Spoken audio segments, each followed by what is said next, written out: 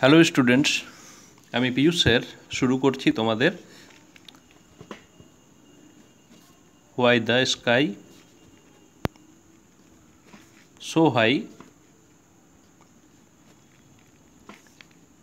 Lesson 1-এর পরবর্তী অংশ। বের করো তোমাদের ইংলিশ বইয়ের পেজ নাম্বার 17। আমরা এর আগে দেখেছি যে স্কাই অনেক দিন আগে নাকি খুব কাছাকাছি ছিল এবং ছোট ছোট ছেলে মেয়েদের সঙ্গে তার বন্ধুত্ব ছিল, কিন্তু পরে দেখলাম কোনো এক বয়স্ক মহিলা, ওল্ড উমেন, যার কুঁড়ে ঘর পরিষ্কার রাখার জন্য সে ঝাড় দিয়েই যাচ্ছে। কার সাহায্যে? With his broom. এবং সেই যে ঝাড় ধুলো উঠছে তার প্রভাবে আকাশের খুব হাঁচি এবং কাশি শুরু হয়ে গেছে। তাহলে এরপর কি ঘটনা ঘটেছে সেটা আমরা আলোচনা করব। লেটস কন্টিনিউ, শুরু করি। The old woman looked angrily at the sky. তাহলে দেখছি ওম্যানটা দেখেই আমাদের প্রথম থেকেই মনে হচ্ছে যে অ্যাংরি, খুব রাগী। তাহলে অ্যাংরি মানে কি? অ্যাংরি মানে হলো রাগী।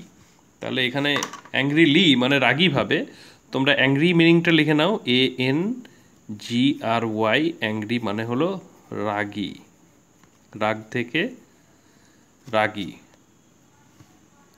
এরপর দেখব কি বলছে।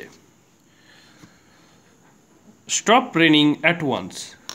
একদম বৃষ্টি থামাও, একেবারে বৃষ্টি থামিয়ে দাও। সি অর্ডার্ড, সে একেবারে আদেশ দিচ্ছে। অর্ডার মানে কি? আদেশ দেওয়া। তাহলে কি বলছে দেখো এখানে, স্টপ রেনিং অ্যাট ওয়ান্স, এক্ষুনি থামিয়ে দাও বৃষ্টি। কাকে বলছে? To the sky. স্কাইকে রেগে বলছে, অ্যাংরিলি বলছে। The sky could not stop raining. আকাশ কিন্তু বৃষ্টি থামাতে পারছে না। কেন পারছে না বলো তো? তার কারণ হলো তার চোখে ধুলো ঢুকে গেছে। আমাদের চোখে যদি ধুলো ঢুকে থাকে তাহলে চোখ থেকে জল বার হবে না।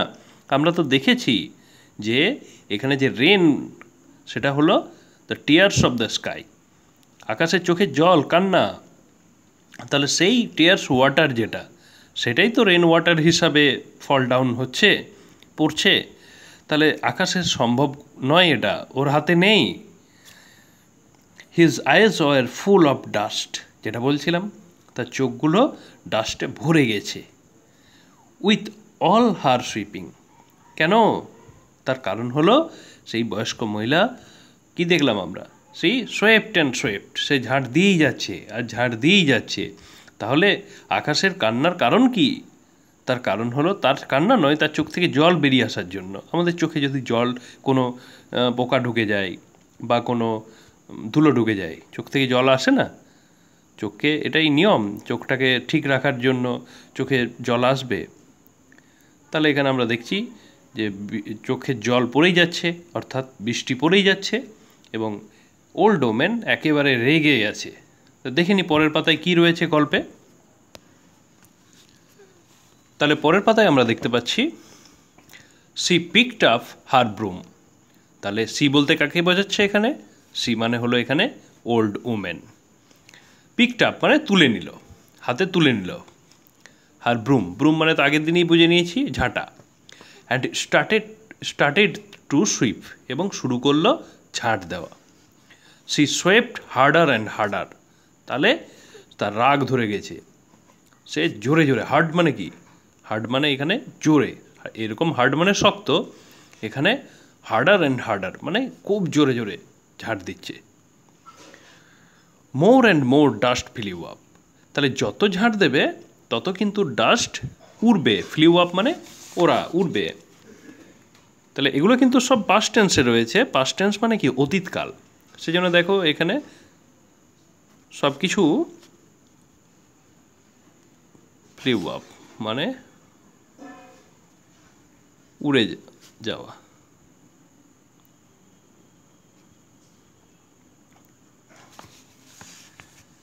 আচ্ছা, তাহলে আমরা দেখতে পাচ্ছি ডাস্ট অনেক উড়ে যাচ্ছে।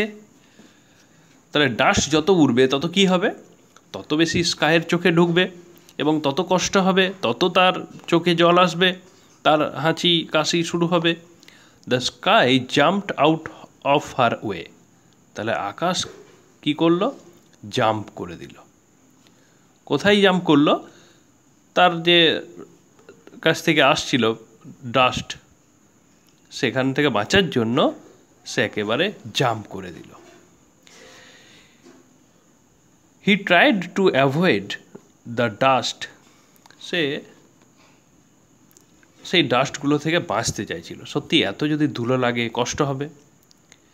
Please stop sweeping, he pleaded. তাহলে স্কাই কি বলবে? প্রথমে আমরা যদি কেউ আমাদের কোনো অসুবিধা সৃষ্টি করে, আমরা কি করব? প্রথমেই কি কোনো পদক্ষেপ নেব বা কোনো কিছু কাজ করব না। প্রথমে তাকে অনুরোধ করব। তাহলে প্লিডেড মানে কি? অনুরোধ করা, রিকোয়েস্ট করা। তা লিখে নাও, প্লিডেড মানে অনুরোধ করা।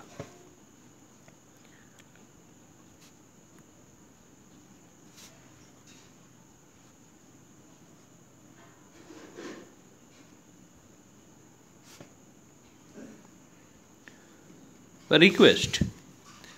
The old woman did not listen to his request. তাহলে আমরা দেখতে পাচ্ছি যে সেই মহিলা যিনি রয়েছেন, বয়স্ক মহিলা, তিনি কিন্তু একেবারে রেগে আছেন। তিনি কোনো কথায় কান দিচ্ছেন না। তা লিসেন মানে কি? শোনা। আমি বলি না মাঝে মাঝে তোমাদের ক্লাসে, লিসেন টু মি, শোনো আমার কথা শোনো, লিসেন কেয়ারফুলি। তাহলে লিসেন মানে শোনা, কোনো কথা শুনছে না, ঠিক আছে? নট লিসেন মানে শুনছেই না। The old woman did not listen. আচ্ছা, এখানে ডিড কেন দিচ্ছে? তা আবার বলছে ওটাই পাস্ট টেন্স, মানে এটা হয়ে গেছে, গল্পটা তো এখন নয়, আগে হয়ে গেছে, নাহলে এখন হলে ডু হতো এটা। To his request she kept on sweeping. সে কী করলো? সুইপ করতেই থাকলো। She wanted to keep her heart clean. তাহলে কেন সে সুইপ করছিল বারবার ধরে? তার কারণ আমরা প্রথম থেকেই দেখে আসছি যে তার কোনো কাজ ছিল না, তার একটা অভ্যাসে দাঁড়িয়ে গেছিল যে তার হার্টকে ক্লিন রাখাটা। সেই জন্য she wanted to keep her heart clean, so she swept harder and harder. দেখি তারপরে কি রয়েছে। The sky could take it no more. আকাশ কিন্তু আর নিতে পারল না। নো মোর মানে আর পারল না। সে স্নিজড অ্যান্ড কাপড। সে হেঁচেই যাচ্ছে, সে কেসেই যাচ্ছে। তাহলে স্নিজড, তাহলে আমরা কি দেখেছি আগের দিনে? যে স্নিজিং আর কাফিং, এই দুটোর মানে, স্নিজিং মানে হাঁচি এবং কাফিং মানে কাশি।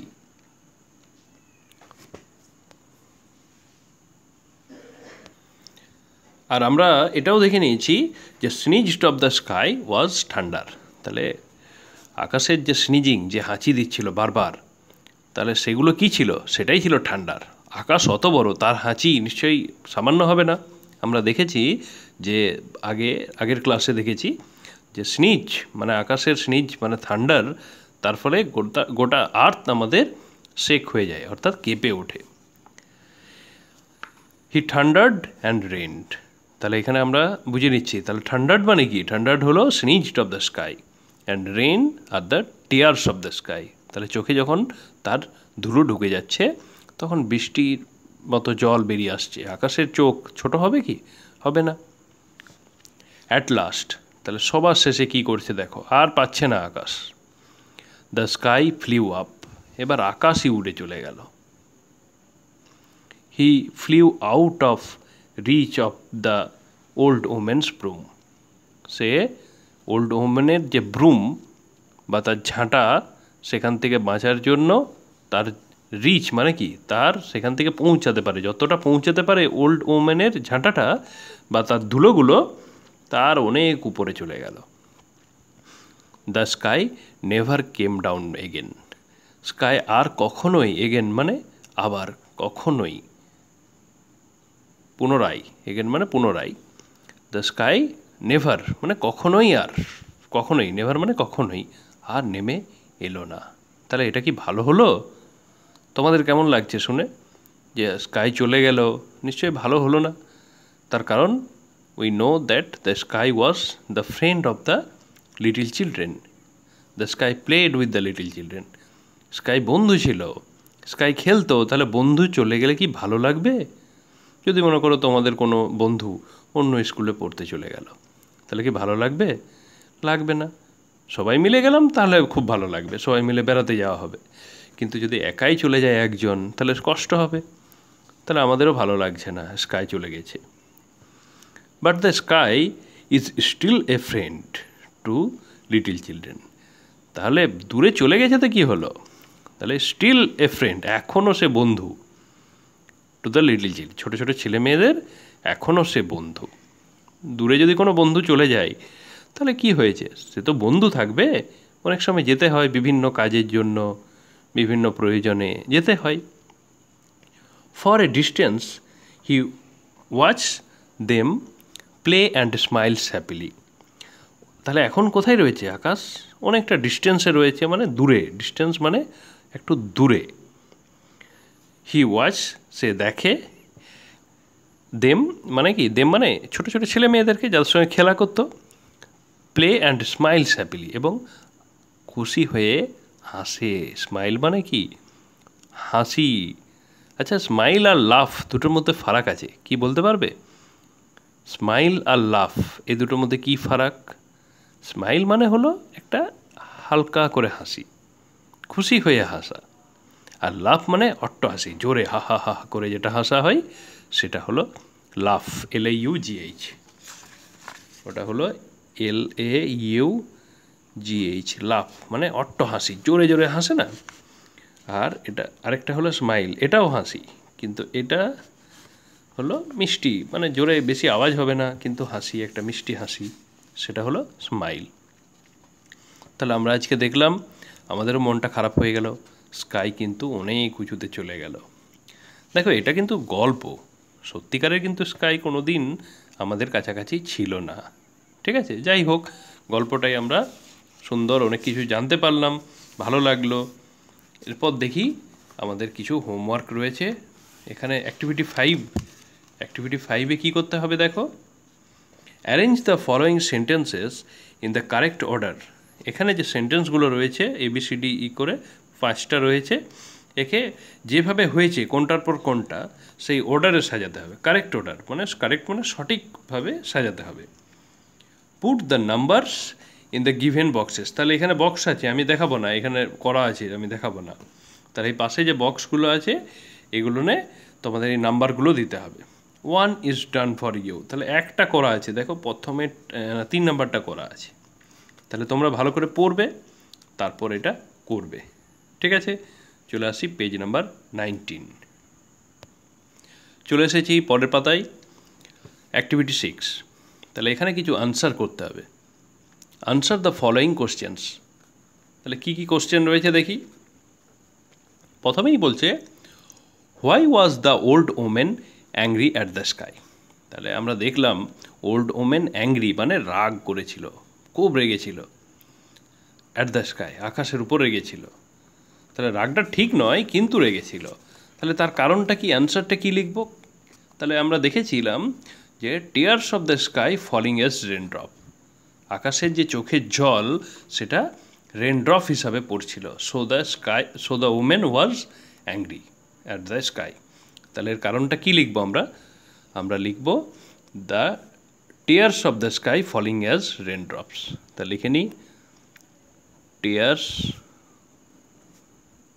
মানে চোখের যে জল, অফ দ্য স্কাই ওয়াজ, লেখো এখানে ওয়াজ ফলিং অ্যাজ। তাহলে চোখের জলটা কী হিসাবে পড়ছিল? রেন ড্রপ হিসাবে, রেন ড্রপস। সেই জন্যকে কী বলে? শো দিয়ে একটা কমা দিয়ে দিই। So the old woman was angry at the sky. লেখো ওয়াজ অ্যাংরি, রেগেছিল,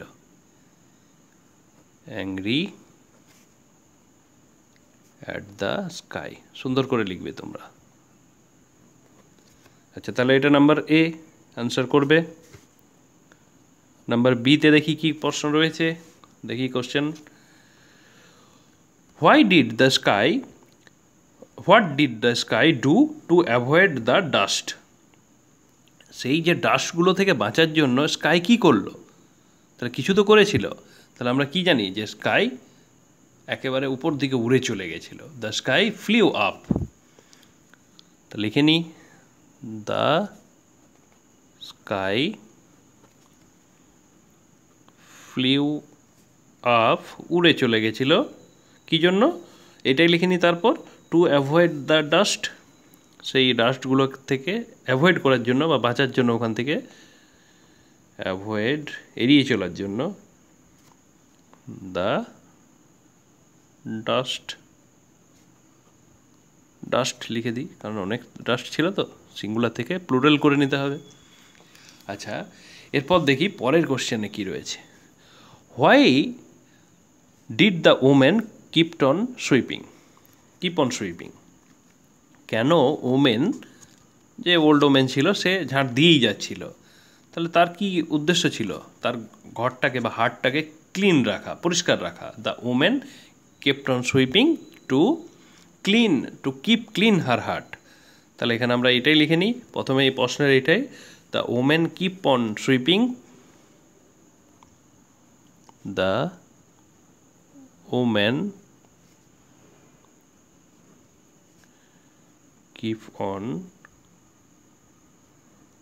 সুইপিং, কী জন্য? To keep clean her heart, বা টু কিপ ক্লিন, পরিষ্কার রাখার জন্য, আর হার্ট, কুড়ে ঘরটা, সেই জন্যই সে ঝাড় দিচ্ছিল, সুইপ করছিল। পরের কোশ্চেনটা দেখো, এটা একটা ইন্টারেস্টিং কোশ্চেন। আচ্ছা, পেজটা ঘুরে গেছে। আচ্ছা দেখো এখানে, is the sky our friend? কি মনে হয়, স্কাই, আকাশ কি আমাদের বন্ধু? বলো, উত্তর দাও। হ্যাঁ অবশ্যই, স্কাই তো আমাদের বন্ধু। তাহলে কি লিখবো? Yes, the sky is our friend. তাহলে লিখে নিই, yes, the sky is obviously, তাহলে সংক্ষেপে লিখি আমরা, ইজ আওয়ার ফ্রেন্ড। তাহলে এখানে আর কি বলেছে দেখো, give reasons for our answer. তাহলে এর বিভিন্ন কারণ হতে পারে। যেমন আমরা দিনের সময় কি দেখেছি, at the day time the son of the sky gives us light. তাহলে দিনের সময় যে লাইট আমরা পাই, লাইট ছাড়া তো চলবে না, সেই ডে টাইমটাতে সানলাইট পাই আমরা। তাহলে সানটা কোথায় থাকে? স্কাই থাকে। অন্যদিকে during the night we can see beautiful stars and moons in the sky. তাহলে নাইটটা যদি স্টার না থাকে, মুন না থাকে, দেখতে ভালো লাগবে? লাগবে না। তাহলে সেটাও তো একটা আমরা স্কাইয়ের ভালো দিক। এটা নিজের মতো ভাবতে হবে। ইয়োর রিজন বলেছে, তোমার give reasons of your answer, এই যে অ্যান্সারটা বলেছে তার জন্য একটা কারণ দিতে হবে। তাছাড়া স্কাই কী করে, সবসময় আমাদের মাথার উপর থাকে, আমাদেরকে দেখে, ছবিতে দেখলাম, হাসে, বই গল্পে পড়লাম। তাহলে এই রকম যে কোনো একটা কজ তোমরা এখানে দিয়ে দেবে, যে কি কারণে তোমার মনে হয় যে স্কাই আওয়ার ফ্রেন্ড। তাহলে আজকে এটুকুই আমরা পড়ে নিলাম, পেজ নাম্বার 19 পর্যন্ত। নেক্সট ক্লাসে আমরা পরের এখান থেকে পড়ব। ঠিক আছে, সবাই পড়া পাঠাবে কিন্তু। Good bye.